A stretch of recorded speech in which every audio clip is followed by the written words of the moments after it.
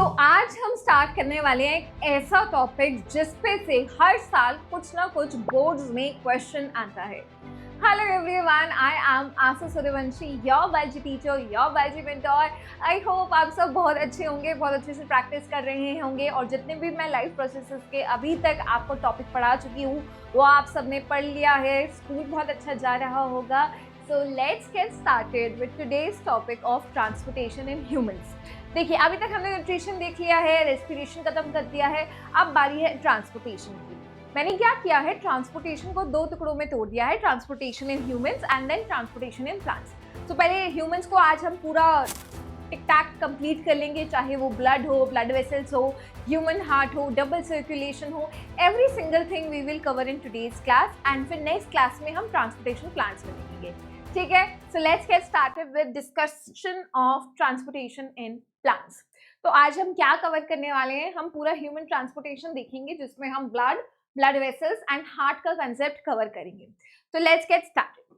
तो सबसे पहले ट्रांसपोर्टेशन होता क्या है, जैसे आप सबको पता है कि आप ही बेटा ट्रांसपोर्ट कर होते हो, अपने सामान को ट्रांसपोर्ट करवाते हो।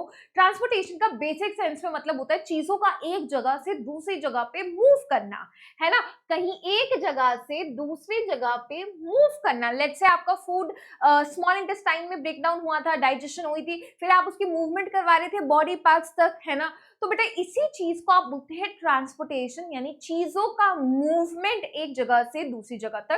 ट्रांसपोर्टेशन के लिए कहीं कहीं आपको वर्ड मिल जाएगा सर्कुलेशन, तो उसका भी मतलब ऑलमोस्ट सेम ही है, यानी चीजों का movement from one place to another. ठीक है, मूव कर रहे हैं एक जगह से दूसरी जगह पे and again one of the life process, ये जरूरी है जिंदा रहने के लिए। अब अगर हम बात करें ह्यूमंस में ट्रांसपोर्टेशन कैसे होता है, अब जैसे डाइजेशन के लिए हमारे पास डाइजेस्टिव सिस्टम है, रेस्पिरेटरी के लिए रेस्पिरेशन के लिए रेस्पिरेटरी सिस्टम है, एक्सक्रीशन के लिए एक्सक्रीटरी सिस्टम है। सेम यार उसी तरीके से सर्कुलेशन के लिए या ट्रांसपोर्टेशन के लिए भी एक सिस्टम है जिसको हम बोलते हैं ह्यूमन सर्कुलेटरी सिस्टम। अब इसके बेटा तीन चीज इसमें आती है, ब्लड, ब्लड वेसल और हार्ट। तो इसके अंदर हमको तीन चीज पढ़नी है, एक पढ़ना है ब्लड, दूसरा पढ़ना है ब्लड वेसल एंड तीसरा पढ़ना है हार्ट। अब आपके घर में पानी आता है ना, वो पानी किसके थ्रू ट्रैवल करता है, पाइप्स में ट्रैवल करता है ना, पाइप्स होते हैं जिसके थ्रू पानी मूव करता है। ऑल्सो बेटा पानी को पंप करने के लिए घर में मोटर लगी हुई है जो उस पानी को पंप करती है। सेम उसी तरीके से आपकी बॉडी में जो फ्लूइड है उसको तो हम बोलते हैं ब्लड, है ना, लेकिन ये ब्लड ट्रैवल किसके थ्रू करता है, ब्लड वेसल। ब्लड वेसल क्या है बेटा, एक पाइप टाइप का स्ट्रक्चर है। देखो जैसे ये पाइप टाइप का स्ट्रक्चर है ना, एक ट्यूब लाइक का स्ट्रक्चर है, एक पाइप लाइक का स्ट्रक्चर है जिसके थ्रू क्या ट्रैवल करता है, ब्लड ट्रैवल करता है। तो पाइप के थ्रू या ट्यूब के थ्रू यानी ब्लड वेसल के थ्रू ब्लड ट्रैवल करता है ना। और हार्ट क्या है, पंपिंग ऑर्गन है जो इस ब्लड को पंप करता है ताकि वो प्रेशर से हर बॉडी पार्ट्स तक जा पाए। अब बेटा थोड़ा थोड़ा डिटेल देखते हैं हर एक की। सबसे पहले शुरुआत करते हैं हम ब्लड से। सो ब्लड बेटा क्या है, सबसे पहले फ्लूइड स्ट्रक्चर है, एक फ्लूइड है। जैसे कि बेटा सबसे पहले अगर कोई पूछे बेटा ये टिश्यू है, सेल है, क्या है ब्लड, सो ब्लड याद रखना it's a collection of cells, it's a tissue. ये क्या है, टिश्यू होता है। और कौन से टाइप का टिश्यू है बेटा ये, it's a connective tissue. So blood कौन सा टिश्यू है बेटा, कनेक्टिव टिश्यू है। ठीक है, क्या बेटा कितना है ये, कितना होता है, ऑलमोस्ट 5.5 लीटर्स आपकी बॉडी में ब्लड होता है, 5 to 5.5 ऑलमोस्ट। ठीक है, सो 5.5 लीटर ब्लड आपकी बॉडी में पाया जाता है। तो ब्लड क्या है, फ्लूइड है, फ्लूइड है। जैसे स्विमिंग पूल बेटा में क्या होता है, पानी होता है, उस पानी में क्या होता है, इंसान डुबकी मारे होते हैं, है ना। सूप पी रहे हो कोई, तो वेजिटेबल सूप में क्या होता है यार, एक लिक्विड सी चीज है, उसके अंदर अलग अलग वेजिस डुबकी मारे हुए हैं। सेम बेटा ये जो टिश्यू है ना, ब्लड क्या है, टिश्यू, टिश्यू यानी कि ग्रुप ऑफ सेल्स, सेल्स तो होंगे। तो बेटा सेम यहाँ पे दो चीज पाई जाती है, एक तो फ्लूइड पाया जाता है और एक उस फ्लूइड में डुबकी मारे हुए सेल्स पाए जाते हैं। सो इस ब्लड में दो चीजें हैं, दो चीजों का बना हुआ है ये ब्लड। एक तो बेटा ऑब्वियसली ब्लड कैसा होता है, फ्लूइड होता है, सबको पता है फ्लूइड है नेचर में। तो फ्लूइड है तो बेटा फ्लूइड वाला पार्ट होगा, फ्लूइड वाले पार्ट को क्या बोलते हैं हम, प्लाज्मा। क्या बोलते हैं, प्लाज्मा। और दूसरी चीज क्या पाई जाती है इसमें, सेल्स।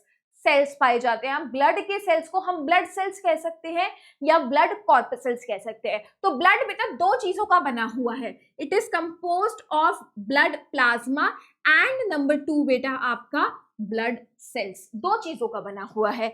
तो लेट्स से अगर आप कभी भी ब्लड देखोगे, लेट्स से ये ब्लड है, तो ब्लड में बेटा एक तो फ्लूइड है, ये फ्लूइड को क्या बोला आपने, प्लाज्मा, और बेटा इस प्लाज्मा में डुबकी पाए हुए 3 टाइप के सेल्स मिलते हैं। उन 3 टाइप के सेल्स का क्या नाम है, आरबीसी, डब्ल्यूबीसी और प्लेटलेट्स। 3 टाइप के सेल्स इस प्लाज्मा में डुबकी पाए हुए मिलते हैं।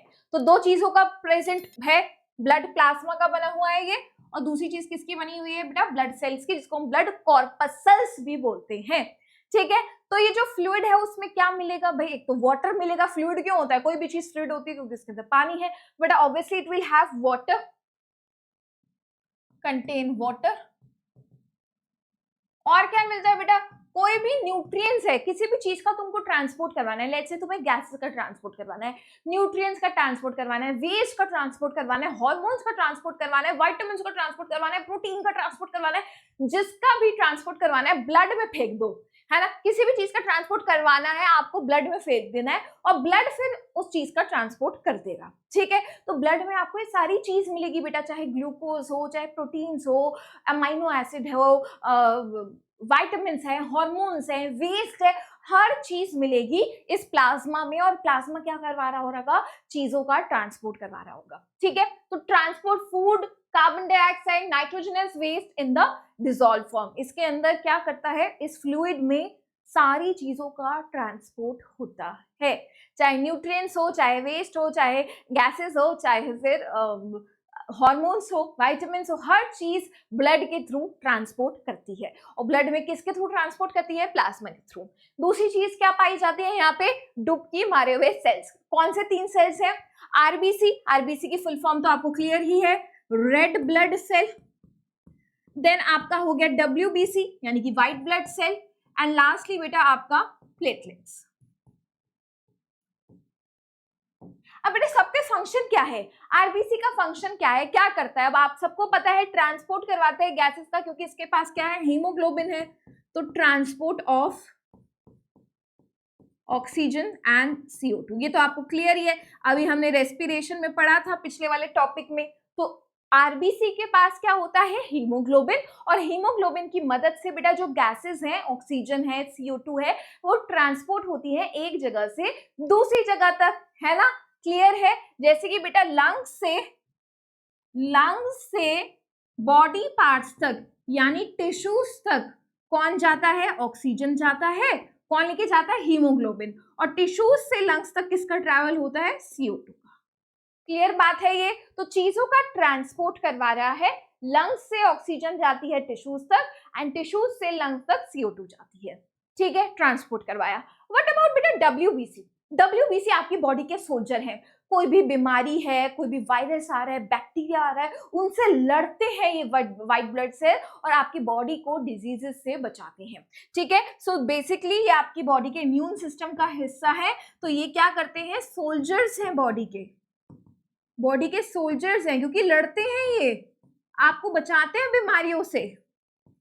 इट प्रोटेक्ट्स फ्रॉम डिजीजेस, आपको बीमारियों से बचाते हैं, लड़के बैक्टीरिया वायरस आपकी बॉडी के जो दुश्मन है ना उनसे लड़ते हैं और आपको बीमारियों से बचाते हैं। व्हाट अबाउट प्लेटलेट्स, अब लेट्स से बेटा मैं भाग रही हूँ और एकदम से मैं गिर गई, तो जैसे मैं गिरूंगी मेरे सर पे से खून आने लगेगा, लेकिन आफ्टर सम टाइम वो जो ब्लड है वो ऊज आउट होना या लीक होना रुक जाएगा, सील हो जाएगा, बिल्कुल सील हो जाएगा। क्यों, क्योंकि यहाँ पे एक क्लॉट बन गया है।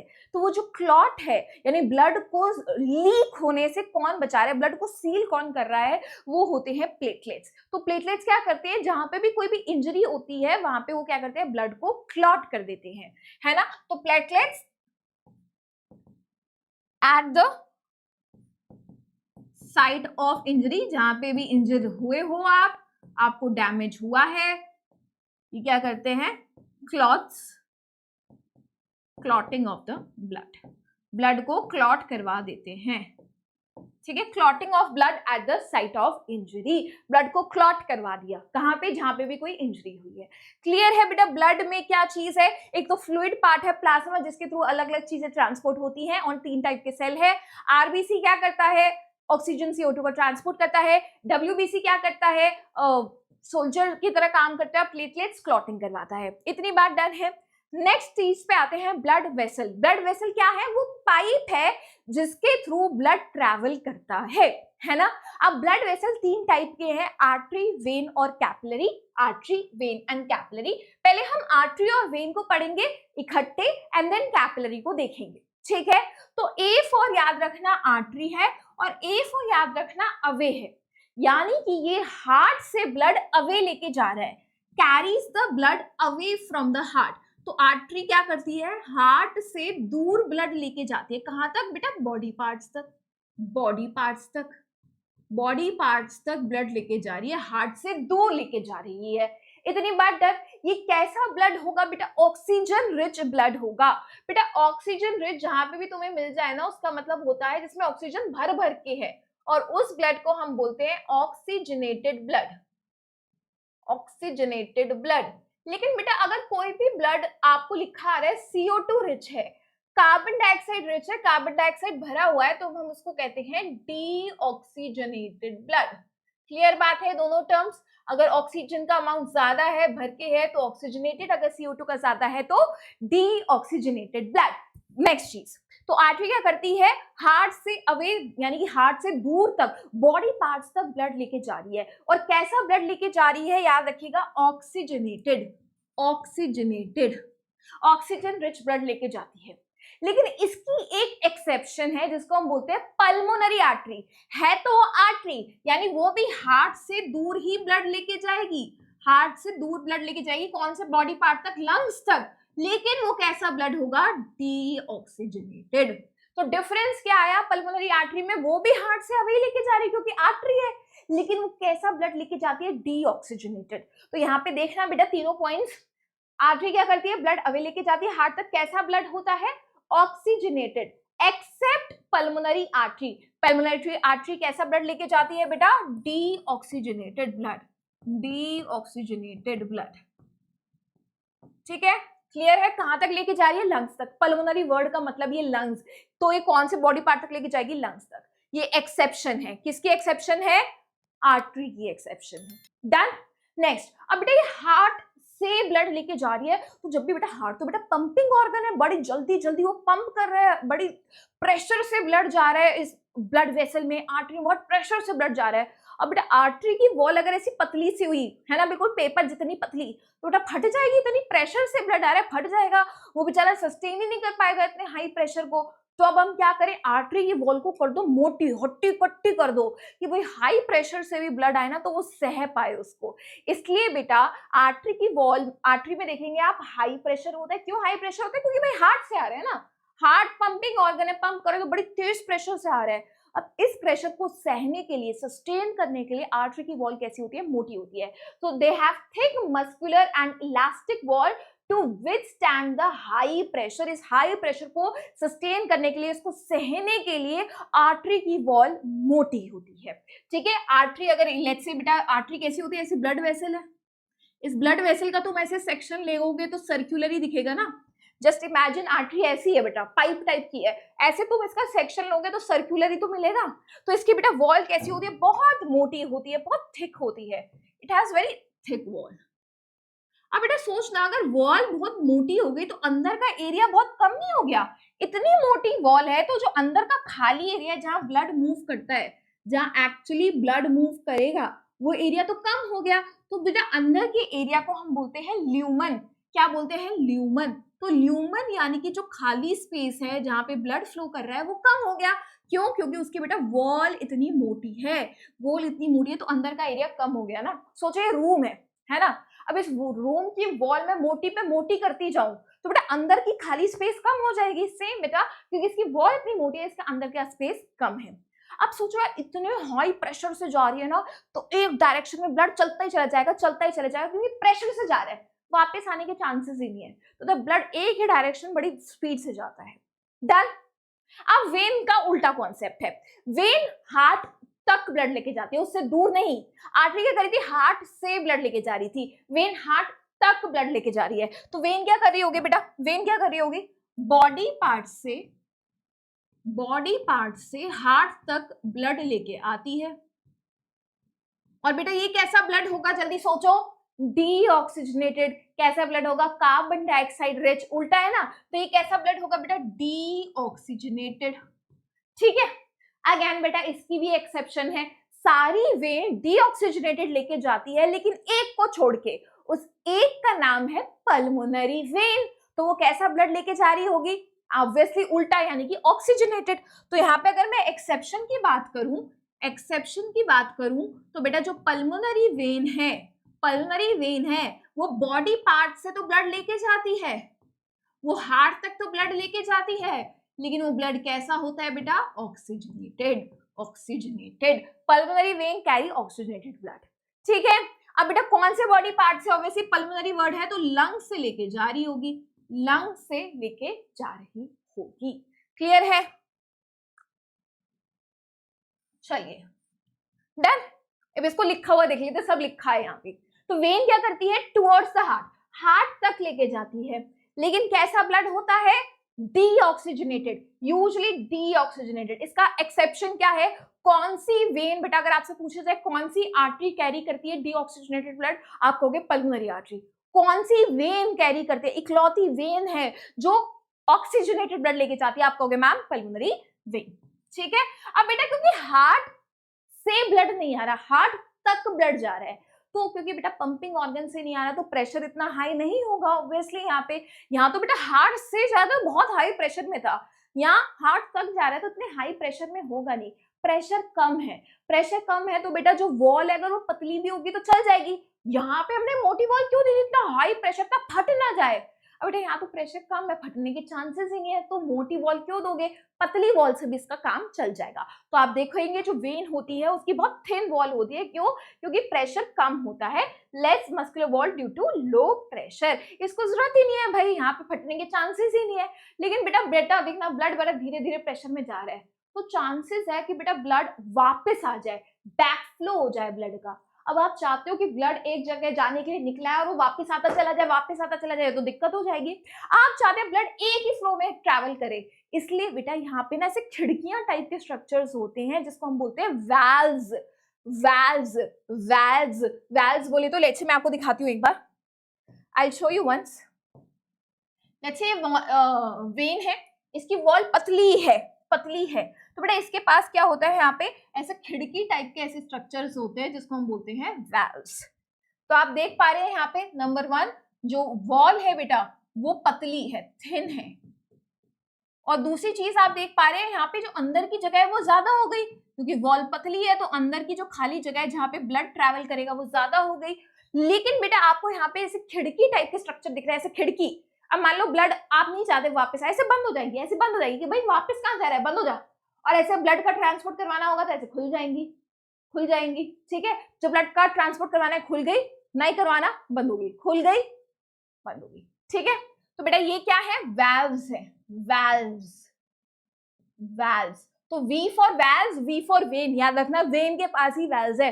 V for valves, V for veins, कहाँ मिलेगी, वैल्व्स वेन में मिलेगी। फंक्शन क्या है इसका, prevent the backflow of the blood, यानी कि एक डायरेक्शन में ही ब्लड जाए, वापस उल्टी डायरेक्शन में ना है, prevent the backflow of the blood. Clear है बेटा, आर्टरी हार्ट से ब्लड लेके जा रही है ऑक्सीजनेटेड, एग्जाम्पल एक्सेप्शन है पल्मोनरी आर्टरी जो डीऑक्सीजनेटेड ब्लड लेके जाती है।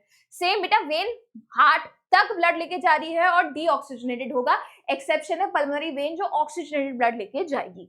वेन में प्रेशर कम है इसलिए वॉल पतली है और इसलिए इसके पास वैल्व्स हैं। लेकिन अगर मैं आर्टरी की बात करूं वॉल बहुत मोटी है क्योंकि प्रेशर बहुत ज्यादा है, अगर नहीं हुई तो आर्टरी की वॉल फट सकती है, इसलिए इनको क्या दे दी है, मोटी वॉल दे दी है।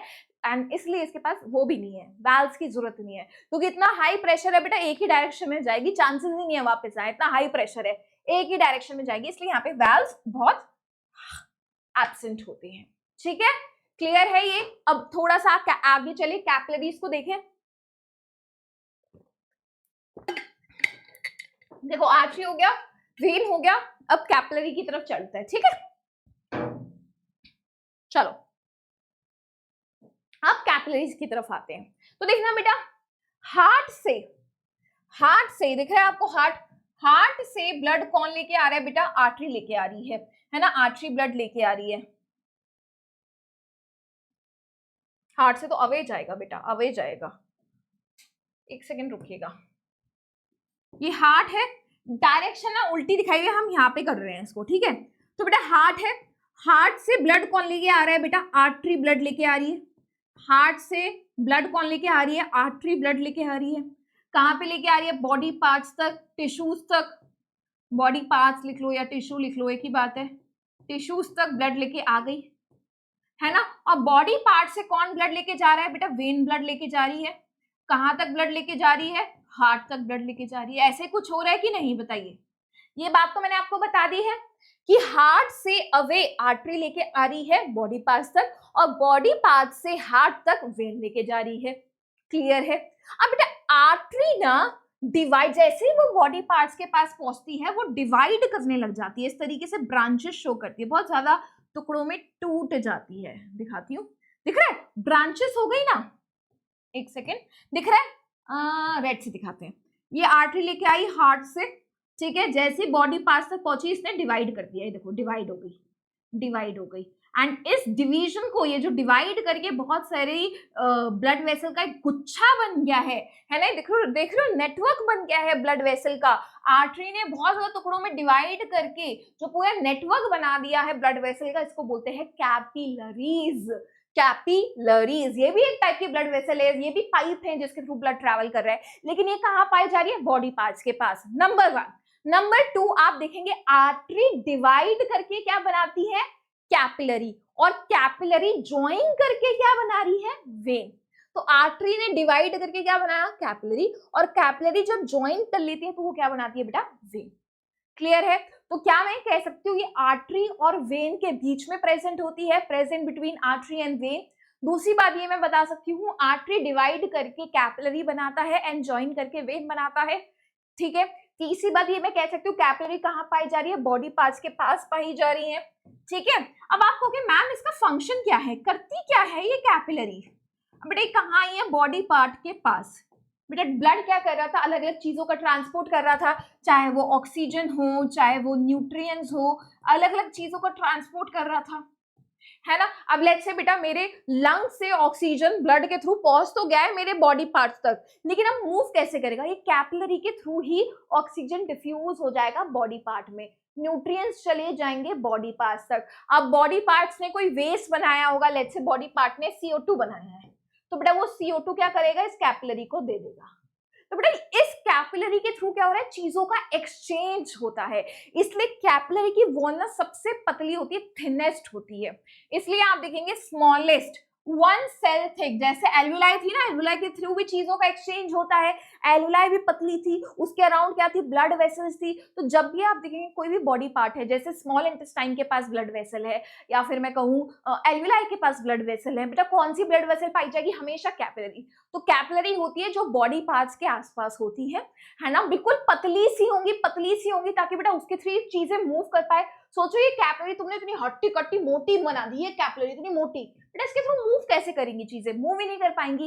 इसलिए आप देखेंगे बेटा अक्सर जो कैपिलरी होती है वो पतली होती है, बिकॉज 1 सेल थिक, पतली सी होगी, एक सेल के बराबर होगी। 1 सेल थिक का क्या मतलब है, ये देखिए एक ही सेल होगा, ऐसे लेयर और बहुत सारे सेल्स नहीं है, बहुत सारे सेल्स नहीं, एक पतली सी सेल की होगी, ताकि बेटा चीजों का एक्सचेंज बहुत इजीली हो पाए। इसके थ्रू एक्सचेंज होगा न्यूट्रिएंट्स का, गैसेस का, वेस्ट का, ठीक है। क्लियर है। आइए देखते हैं क्या लिखा हुआ है यहाँ पे। स्मॉलेस्ट ब्लड वेसल है, सबसे थिनेस्ट है, पतली है सबसे, और इसके थ्रू क्या होता है, एक्सचेंज होता है मटेरियल्स का between the blood and the surrounding sales. Material बोले तो बेटा चाहे आपके गैसेस हो, चाहे आपका वेस्ट हो, चाहे आपके न्यूट्रिएंट्स हो, चीजों का एक्सचेंज होगा। क्लियर बात है, कंसेप्ट क्लियर है। अब हम चलते हैं हार्ट की तरफ। हार्ट बेटा आप सबको पता है, आपका डबल सर्कुलेशन, यहाँ पे कॉन्सेप्ट लिखा है, हम पूरा ड्रॉ करके समझेंगे, टेंशन मत लेना, ठीक है। कि मैम ये क्या है डबल सर्कुलेशन, आऊंगी। उससे पहले बेटा आपको पता होना चाहिए जो आपका ह्यूमन हार्ट है, वो बेटा पंपिंग ऑर्गन है, ब्लड को पंप करता है। It's a pumping organ. क्या करता है? ब्लड को पंप करता है, बड़े प्रेशर से बॉडी पार्ट्स तक ब्लड को पहुंचाता है। ठीक है, कितना होता है साइज? एक फिस्ट के जितना। ये आपकी फिस्ट है ना, क्लेंज्ड फिस्ट के साइज जितना, साइज ऑफ फिस्ट। और बेटा कहां पाया जाता है? ये कहां पाया जा रहा है? लंग्स के बीच में, बिटवीन लंग्स।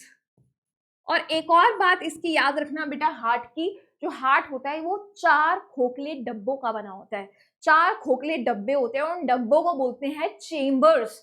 तो it is made up of 4 chambers. तो इसलिए लिखा है 4 चेम्बर्ड, यानी 4 खोखले डब्बे। आप ड्रॉ करना समझते हैं ताकि आपको पूरा कॉन्सेप्ट आए। ठीक है, मैं पहले हल्का सा कुछ कर देती हूँ ड्रॉ, फिर इकट्ठा आपको समझाएंगे। ठीक है बच्चा पार्टी? हाँ, ये मेरा ह्यूमन हार्ट है ना? कितने डब्बों का है? 1 2 3 4। ठीक है, कौन से है? यहाँ पे लिख देते हैं, हार्ट है ये अपना। ठीक है, अब 4 खोखले डब्बे हैं। द ऊपर वाले डब्बों को, ऊपर वाले चेम्बर्स को हम बोलते हैं एट्रियम। ऊपर वाले चेम्बर्स को हम क्या बोलते हैं? एट्रियम। बेटा ये मेरा फेवरेट टॉपिक है, आई होप आज के बाद आप लोगों का भी फेवरेट टॉपिक होगा। तो ऊपर के चेम्बर्स को हम बोलते हैं एट्रियम, और नीचे के चेम्बर्स को हम बोलते हैं वेंट्रिकल्स। क्या बोलते हैं? वेंट्रिकल्स। Ventricle, ventricle. तो ऊपर के चेम्बर को क्या बोला? एट्रियम, नीचे को वेंट्रिकल। अब बेटा हम हमेशा ना उल्टा लिखते हैं, एज इफ मैं किसी इंसान पे सर्जरी कर रही हूँ ना, तो उल्टा लिखते हैं, यानी लेफ्ट को राइट लिखेंगे, राइट को लेफ्ट लिखेंगे। तो अगर आप किसी सामने वाले पर्सन पे सर्जरी कर रहे हो ना, तो उसका लेफ्ट आपका राइट होगा और उसका राइट आपका लेफ्ट होगा। तो आपको उल्टा लिखना है ड्रॉ करते हुए भी, यानी ये राइट साइड है लेकिन आपको उल्टी लिखनी है। आप क्या लिखोगे? इसको लेफ्ट। तो बेटा ये वाली साइड हो गई लेफ्ट, ये वाली साइड होगी लेफ्ट, ये वाली साइड होगी राइट। राइट, उल्टा लिख दिया। अब बेटा आपको 4 अपने चेम्बर्स के नाम पता लग गए। Left atrium, right atrium, left ventricle, right ventricle. आपको अपने चारों चेम्बर्स के नाम क्लियर है, कैसे लिखे वो बता दी। पहले एट्रियम, नीचे वाले वेंट्रिकल, ये वाली साइड लेफ्ट, ये वाली साइड राइट। 4 चेम्बर्स का नाम क्लियर है। अब शुरू करते हैं अपना पूरा सर्कुलेशन समझाना। बहुत इजी है, बहुत ज्यादा इजी है। जो ह्यूमन का डायग्राम आपके एनसीईआरटी में दिया है उसको भी हम देखेंगे। ठीक है, अब समझना क्या हुआ। सबसे पहले आपका बेटा डीऑक्सीजनेटेड ब्लड, यानी कि कार्बन डाइऑक्साइड से भरा हुआ ब्लड बॉडी पार्ट से आ जाएगा राइट एट्रियम में, डाल दो। कैसा ब्लड है? कैसा ब्लड है ये आप सबको क्लियर हो गया। डीऑक्सीजनेटेड ब्लड है, यानी कि कार्बन डाइऑक्साइड रिच ब्लड है। कहां आ गया? राइट एट्रियम में। अब कौन लेके आता है? मैम क्योंकि हार्ट तक आ रहा है तो वेन लेके आती है, और वेन कैसा ब्लड लेके आती है? डीऑक्सीजनेटेड ब्लड, बिल्कुल। लेकिन उस वेन का नाम क्या है जो ब्लड लेके आती है?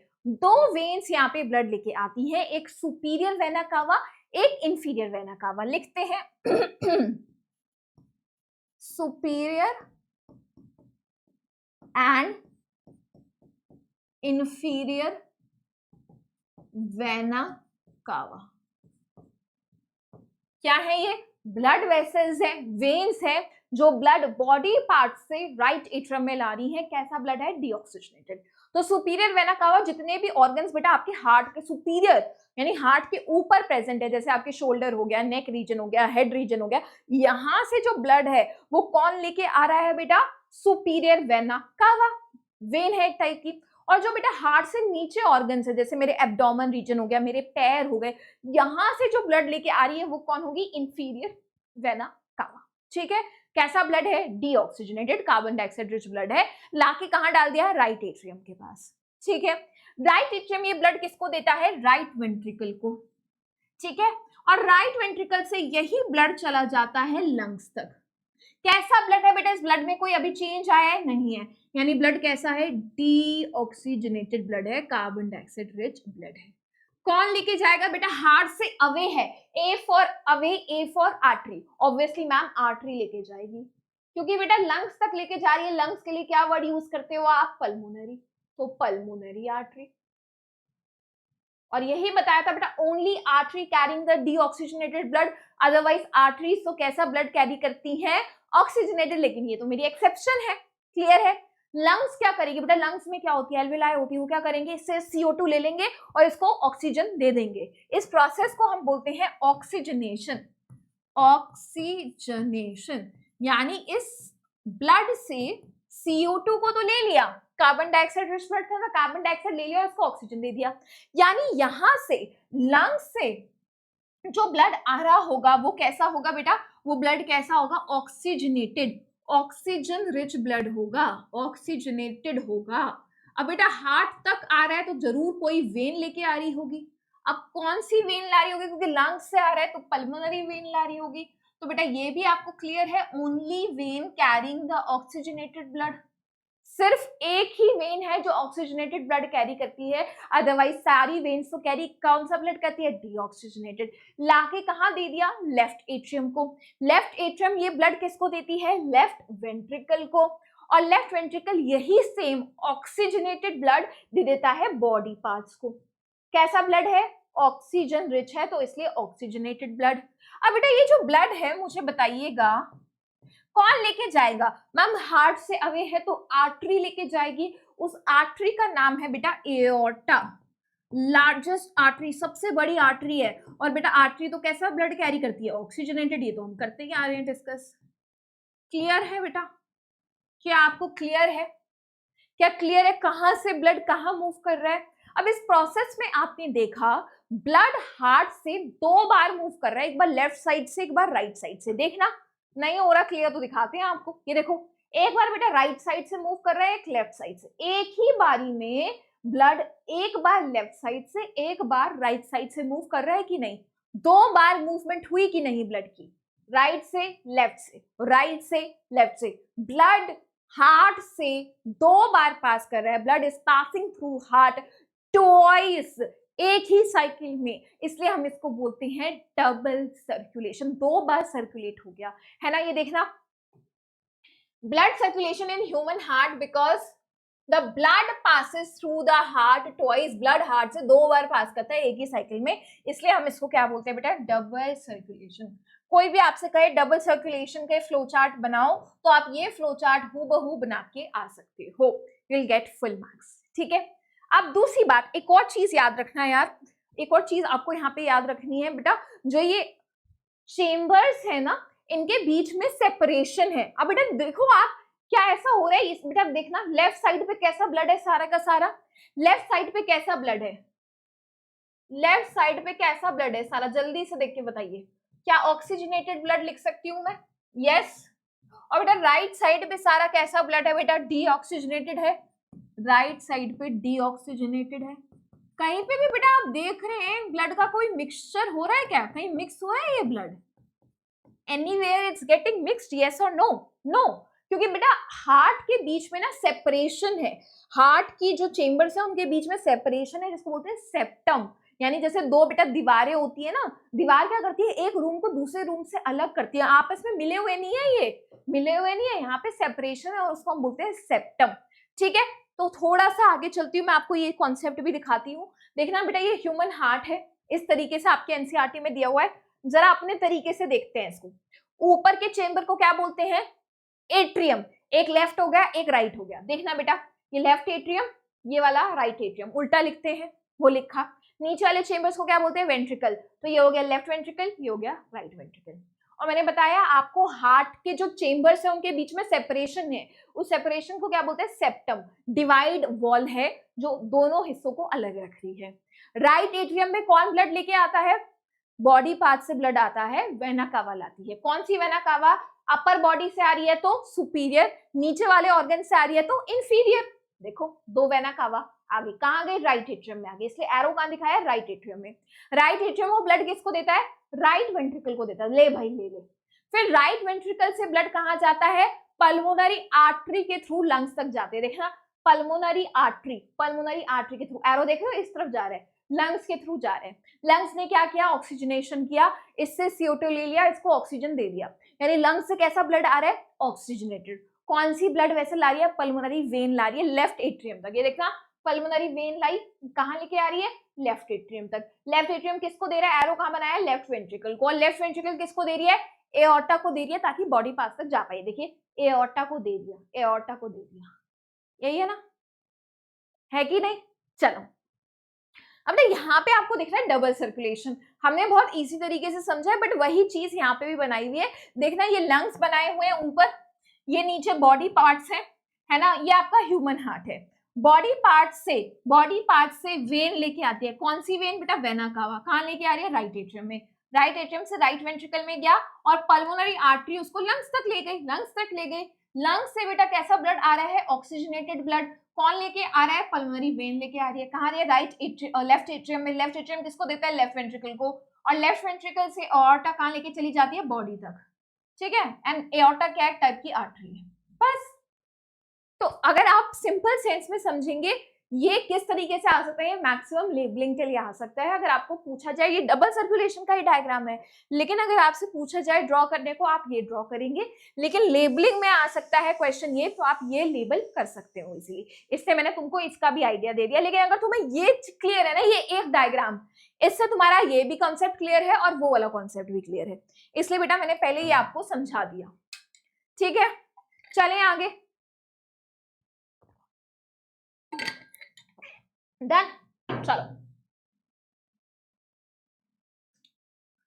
अच्छा अब यार हमारे पास जो 4 चेंबर है उसका फायदा क्या है हमारे पास, यानी कि बेटा हम जो 4 चेंबर है ना, 2 एट्रियम 2 वेंट्रिकल, ये सारे ऑर्गेनिजम्स में नहीं होता, मछलियों में नहीं मिलता, रेप्टाइल्स में नहीं मिलता, है ना, फ्रॉग में नहीं मिलता, लेकिन आपके अंदर मिलता है।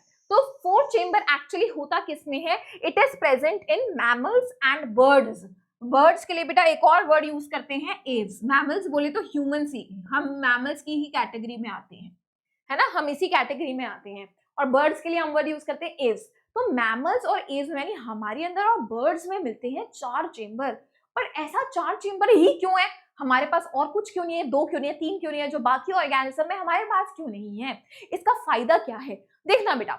क्योंकि बेटा आपने देखा यहाँ पे, क्योंकि 4 चेंबर्स हैं, तो कहीं पे भी बेटा लेफ्ट साइड पे कैसा ब्लड है, ऑक्सीजनेटेड, और राइट साइड पे कैसा है, डीऑक्सीजनेटेड, ऐसा ही है कुछ। कहीं पे बेटा ये ब्लड मिक्स हुआ क्या, नहीं, कहीं पे ब्लड मिक्स नहीं हुआ। और ये ऑक्सीजनेटेड ब्लड जा किसके पास रहा था, एओर्टा के थ्रू बॉडी पार्ट्स तक जा रहा था ना, ये देखिएगा डायग्राम पे आओ वापस। लेफ्ट एट्रियम से एओर्टा बॉडी पार्ट्स तक लेके जा रही है, कैसा ब्लड है, ऑक्सीजनेटेड। वापस आओ, यानी भर भर के ये ऑक्सीजन वाला ब्लड तुम बॉडी को दे रहे हो।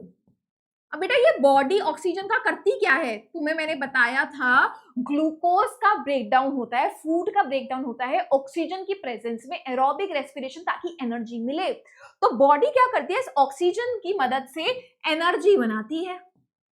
यानी भर भर के बेटा, क्योंकि इतना ज्यादा ऑक्सीजन जा रहा है तो भर के एनर्जी बनेगा, जितना ज्यादा ऑक्सीजन उतनी एनर्जी बना देगा भैया बॉडी पार्ट।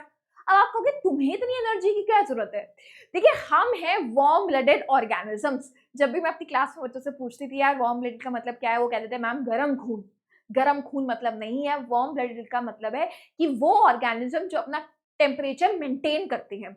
आप लेह लद्दाख में चली जाइए या बिल्कुल थार डेजर्ट में चले जाइए, तुम राजस्थान चला जाओ या उठ के शिमला चले जाओ जब बहुत ठंड हो रही होती है, कनाडा चले जाओ, हर जगह बेटा आपका बॉडी का टेम्परेचर कांस्टेंट है 37 डिग्री सेल्सियस, ना कम ना ज्यादा। जरा सा भी ज्यादा हो जाता है तुम देखते हो तुम्हें तो बुखार चल गया, मैम 1 डिग्री ऊपर हो गया, मैम हमसे कुछ नहीं हो पा रहा, मैं कुछ नहीं कर पा रहा हूँ, है ना, तुम्हारी हाथ खस्ता हो जाती है।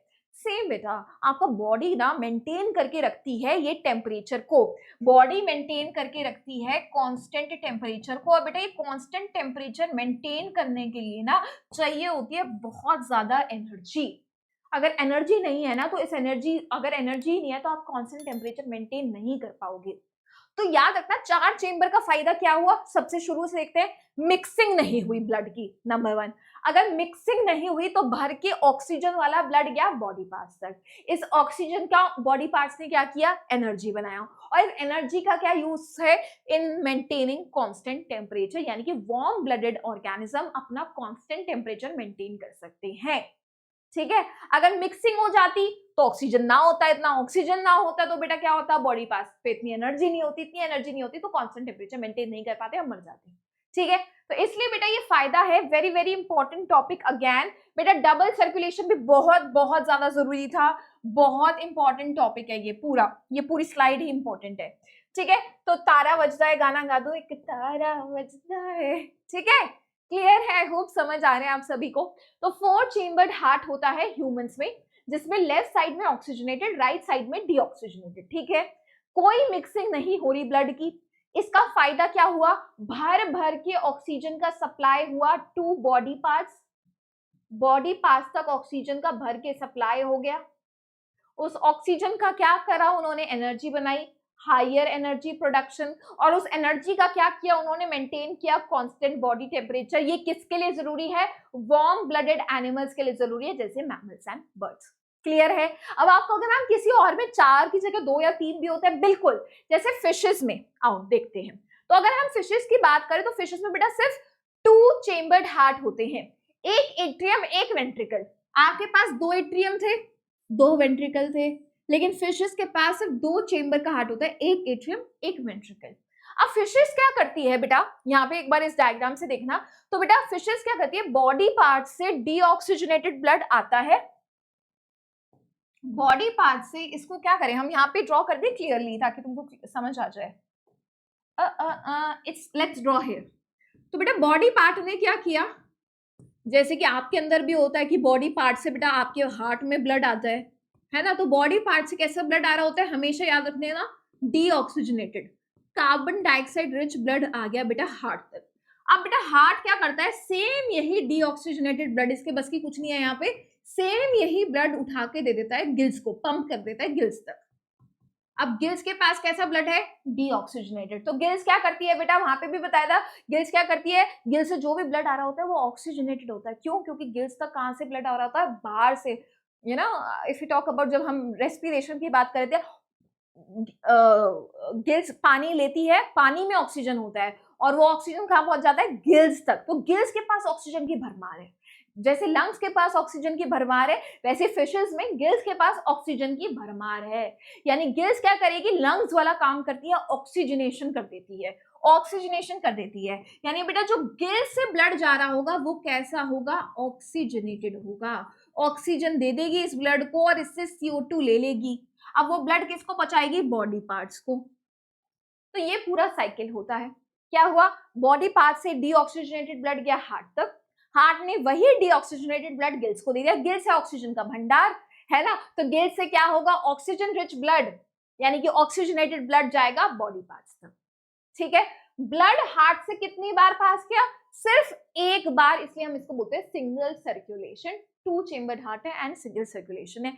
ये सर्कुलेशन भी बेटा आपके एनसीईआरटी में मेंशन्ड है, तो प्लीज इसको इग्नोर मत करना, इस पे से भी क्वेश्चन बन जाता है, इनफैक्ट आया भी हुआ है पिछले सालों में। ठीक है, इस सर्कुलेशन को मत स्किप करना। ठीक है, नेक्स्ट चीज, रेप्टाइल्स और एम्फीबियन, जैसे बेटा आपके जो फ्रॉग्स होते हैं, लिजर्ड्स होते हैं, उनमें 3 चेम्बर हार्ट होता है, 3 चेम्बर्ड हार्ट। 3 बोले तो बेटा देखना, ये 2 एट्रियम होंगे और एक वेंट्रिकल होगा, इस तरीके से 2 एट्रियम एक वेंट्रिकल, 2 वेंट्रिकल नहीं है, सिर्फ एक। तो बेटा यहाँ पे भी क्या हुआ, एक साइड से ब्लड आ रहा होगा ऑक्सीजनेटेड, एक साइड से ब्लड आ रहा होगा डीऑक्सीजनेटेड, लेकिन बेटा वेंट्रिकल तो एक है, सारा ब्लड यहाँ पे क्या हो जाता है, मिक्स हो जाता है। अब आप कहोगे मैम ऑक्सीजनेटेड और डीऑक्सीजनेटेड ब्लड मिक्स हो गया, यानी वेंट्रिकल से जो ब्लड जा रहा होगा बॉडी पार्ट्स के पास वो कैसा ब्लड होगा, मिक्स, यानी ऑक्सीजन इतना नहीं है। ऑक्सीजन नहीं है तो बेटा एनर्जी नहीं बनेगी, इतनी एनर्जी नहीं बनेगी तो कांस्टेंट टेम्परेचर मेंटेन भी नहीं कर पाएंगे रेप्टाइल्स एंड एम्फीबियंस। फिर इनका काम कैसे चलेगा, बेटा इनको जरूरत ही नहीं है, ये कोल्ड ब्लडेड एनिमल्स है, ये अपना टेम्परेचर कांस्टेंट नहीं मेंटेन करते, इनका टेम्परेचर चेंज होता रहता है, इनको फर्क ही नहीं पड़ता, भाई मिक्स हो रहा है होने दो।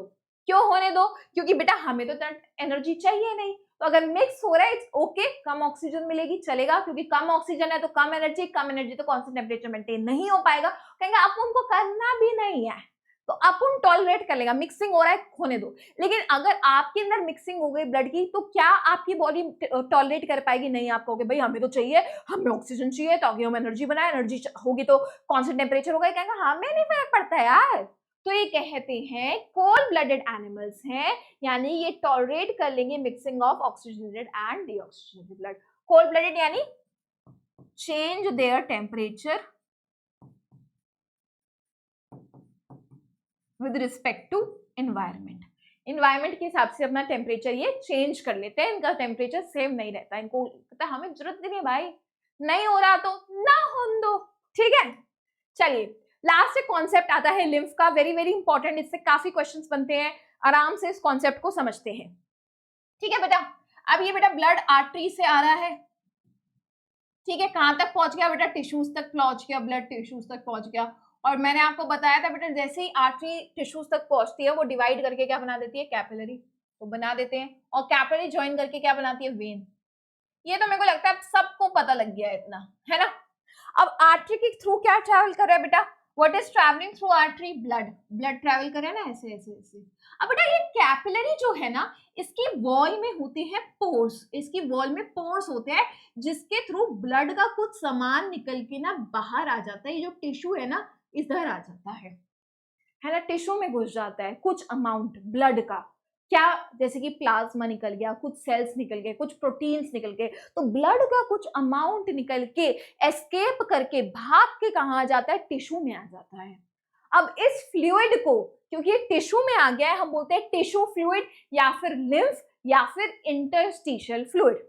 अब बेटा सोचो हमारी बॉडी में कितने सारे टिश्यूज हैं, अगर हर जगह थोड़ा थोड़ा ब्लड वॉल्यूम ऐसे लूज होता चला गया तो बेटा ब्लड का तो सारा तुम्हारा ब्लड यहीं लूज हो जाएगा, ट्रैवल क्या करेगा, फिर क्या करोगे, ब्लड वॉल्यूम कम होता चला जाएगा सारा, तो बेटा वो टिश्यू में एंटर कर गया, और टिश्यू में एंटर करेगा तो बेटा टिश्यू में भी स्वेलिंग हो जाएगी, भाई फूल जाएगा टिश्यू, इतना ज्यादा फ्लूइड तुमने निकाल दिया है ब्लड से, तो ये तो दिक्कत की बात है, इसको पहुंचाना है, इसको वापस ब्लड में पहुंचाना है। तो बेटा इसलिए यहाँ पे ये जो फ्लूइड आया है इसको बेटा हम लिम्फ बोलते हैं। अब इसको हमें वापस ब्लड तक पहुंचाना है, तो जैसे ब्लड के लिए कुछ पाइप्स होते हैं जिसको हम ब्लड वेसल बोलते हैं, वैसे लिम्फ के लिए भी बेटा जो लिम्फ ये फ्लूइड है, ये जो फ्लूइड आया है, इस फ्लूइड को वापस पहुंचाएं तो इस वापस पहुंचाने के लिए भी कुछ पाइप्स होने चाहिए, इसके पाइप्स को बोलते हैं हम lymphatic capillaries and lymphatic vessels. तो बेटा ये जो लिम्फ है ये एंटर कर जाता है कुछ blood vessel sorry lymph vessels में, जिसको वापस ब्लड तक पहुंचा देंगे, ठीक है। क्या कॉन्सेप्ट हुआ, आई एम रिपीटिंग इट ताकि तुम्हारे दिमाग में फिक्स हो। तो बेटा जब ब्लड फ्लो कर रहा है कैपिलरी के थ्रू, कैपिलरी की वॉल में कुछ पोर्स होते हैं जिसके थ्रू कुछ फ्लूइड बाहर निकल आता है, टिश्यू में आ जाता है, इसलिए बोलते हैं टिश्यू फ्लूइड या इंटरस्टिशियल फ्लूइड, या फिर हम इसको कह सकते हैं लिम्फ। अब इसको हमें वापस पहुंचाना है, तो इसलिए जैसे ब्लड के लिए ब्लड वेसल्स हैं वैसे लिम्फ के लिए लिम्फेटिक वेसल्स और लिम्फेटिक कैपिलरीज हैं, तो उसके थ्रू वो ट्रैवल करते हुए वापस ब्लड में आ जाता है, यानी वेन में डाल देते हैं, वापस वेन में क्या है, ब्लड ही है ना, तो वापस डाल दिया, ये कॉन्सेप्ट है लिम्फ का। अब क्या लिम्फ और ब्लड दोनों रेड कलर के होते हैं, नहीं, ये बात याद रखना बेटा, लिम्फ कलरलेस होता है, इसके पास आरबीसी नहीं है, आरबीसी नहीं है तो हीमोग्लोबिन नहीं है, और हीमोग्लोबिन नहीं है तो रेड कलर नहीं होगा, कलरलेस होगा, ये भी इंपॉर्टेंट चीज है, ठीक है।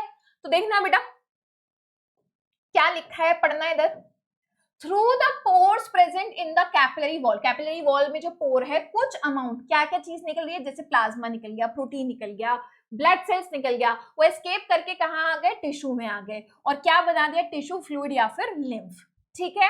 बिल्कुल प्लाज्मा जैसा है बट कलरलेस है और लेस प्रोटीन होते हैं। तो लिम्फ के अगर पूछा जाए कि लिम्फ किसका बना हुआ है, अगर आपसे पूछा जाए लिम्फ में क्या क्या होता है, आप कहोगे यस प्लाज्मा होगा ब्लड की तरह, प्लाज्मा होगा ब्लड की तरह, ऑल्सो कौन से सेल होंगे, व्हाइट ब्लड सेल होंगे। प्लीज मेक श्योर बेटा आरबीसी यहाँ पे एब्सेंट होता है, आरबीसी नहीं है, एंड इसलिए बेटा ये क्या है, कलरलेस है, इसलिए बेटा क्या है, कलरलेस है। अब बेटा ब्लड की तरह इधर प्रोटीन्स भी पाए जाएंगे बट अमाउंट कम होगा प्रोटीन्स का एज कंपेयर टू ब्लड, ठीक है। तो क्या क्या चीज है इस लिम्फ में, प्लाज्मा है, व्हाइट ब्लड सेल्स है, आरबीसी नहीं है इसमें, और ऑल्सो बेटा ये कलरलेस है क्योंकि आरबीसी नहीं है, ठीक है। और एक और चीज बेटा प्रोटीन्स तो है पर उसका अमाउंट कम है, क्लियर बात है इतनी। अब नेक्स्ट चीज बेटा लिम्फ कैसे वापस जाएगा ये देखना, लिम्फ किस में एंटर करेगा, लिम्फेटिक कैपिलरीज में, लिम्फेटिक कैपिलरी फिर किस में एंटर करेंगे, ज्वाइन करेंगे लिम्फेटिक वेसल्स में, जो फाइनली वेन्स में उसको डाल देगा। तो जैसे कि आपके ब्लड कैपिलरीज होती है, फिर वेन आती है, सेम बेटा यहाँ पे भी ब्लड वेसल्स है, लिम्फेटिक कैपिलरीज, और यहाँ पे लिम्फेटिक वेसल्स है, lymphatic capillaries and lymphatic vessels.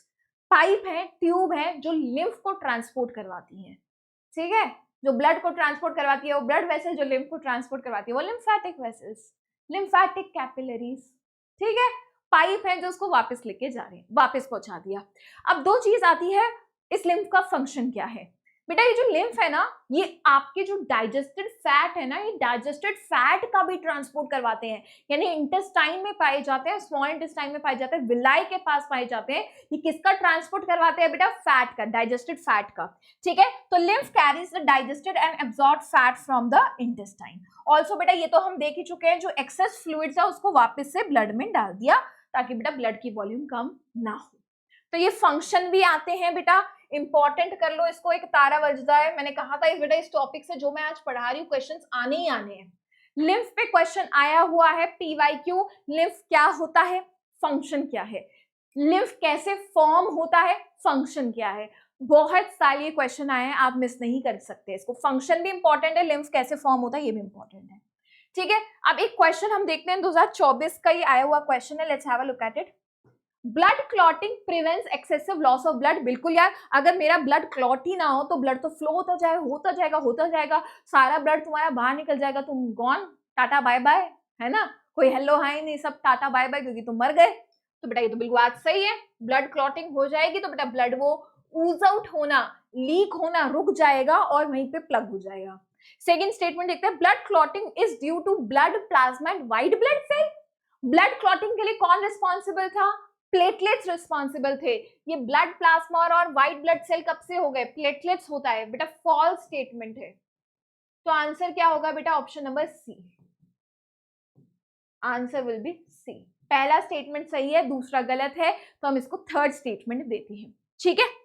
Next देखते हैं, name the type of the blood. भाई ऑक्सीजनेटेड है या डीऑक्सीजनेटेड है, transported by each of the blood vessel and path, कि कहां से कहां जा रहा है। तो बेटा हमें बताना है जो वेना कावा है कैसा ब्लड लेके जाती है, ऑक्सीजनेटेड या डीऑक्सीजनेटेड, और कहां से कहां तक लेके जाती है, ये पूछा गया है। तो वेना कावा आपको पता है कहां से लेके जाती है? बॉडी पार्ट से। कहां तक बेटा? हार्ट तक। कौन से पार्ट के हार्ट तक बेटा? ये भी मैंने तुम्हें बताया था, राइट एट्रियम तक। याद है कि नहीं? अभी डिस्कस किया था, right atrium of the heart. और बेटा कैसा ब्लड है ये? डीऑक्सीजनेटेड। तो दोनों क्वेश्चन के आंसर दे दिए मैंने इसमें। चलो नेक्स्ट पार्ट देखते हैं, पल्मोनरी आर्टरी। पल्मोनरी आर्टरी बेटा कैसा ब्लड लेके जाती है?